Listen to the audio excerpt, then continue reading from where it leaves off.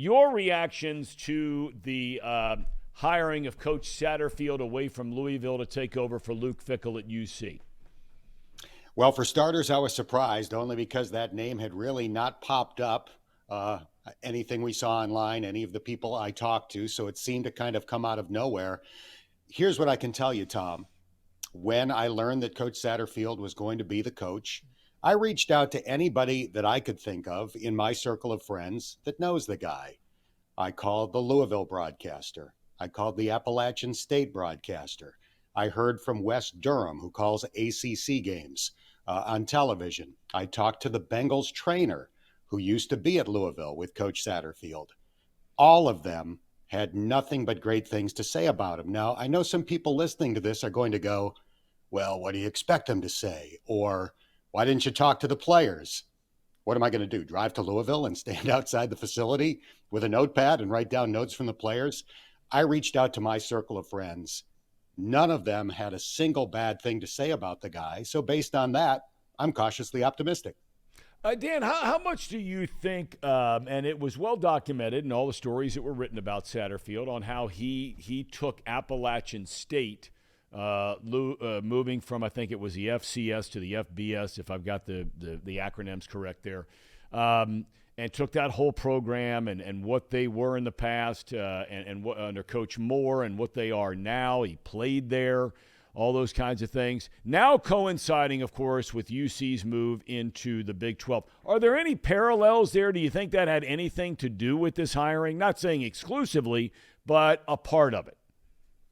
I'm not sure it had anything to do with this hiring. I do think there are some parallels there. He's certainly familiar with the challenge of making a major step forward and some of the things that entails. So I do think that that's a good part of his resume.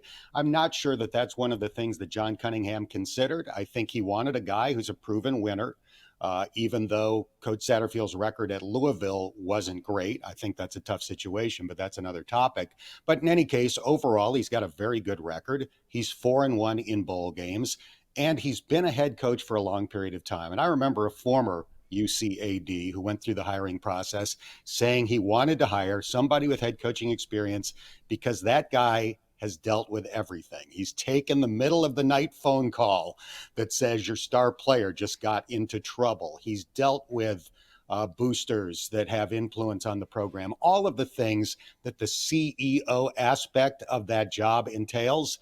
And I think that that was a major reason why he wound up being the guy. Well, and the guy that comes to mind, and I've said it all along, looking back, I wasn't living here at the time when they hired Brian Kelly. That's exactly what Brian Kelly was. He was a head coach and a great head coach at Grand Valley State. He goes on to, was it Central or Western Michigan?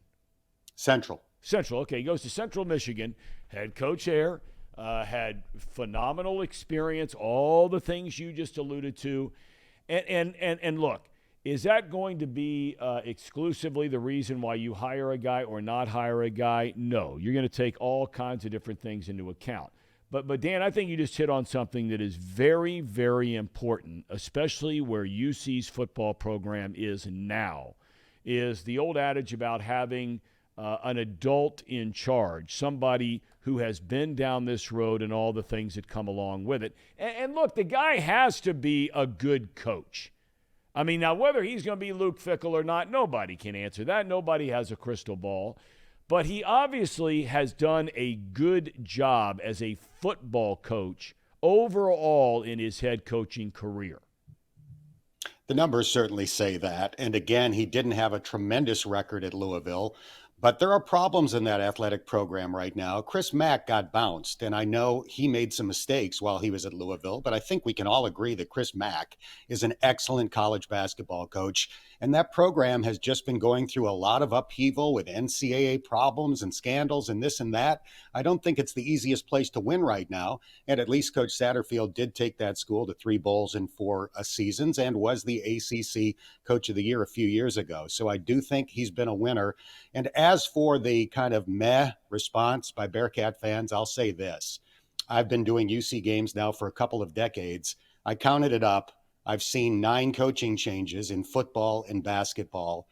I think it's fair to say the 2 coaches that received the most praise for the hire, or the two coaches that fans were most excited about, were Tommy Tuberville in football and John Brannon in basketball. And it didn't work out very well, certainly for Coach Tuberville. That was a disaster. And partly due to COVID, it didn't work out for John Brannon either. So it doesn't have to be a guy that wins the news conference. I know that Scott Satterfield didn't get up there and dazzle people. I think his answers were fine. He's not a fire and brimstone type speaker, either is Luke Fickell for that matter. So let's see how this plays out. Let's see how he recruits. Let's see the makeup of his staff. And I'm certainly willing to give the guy a chance. I hope Bearcat fans, after they, react to day one, ultimately will do the same.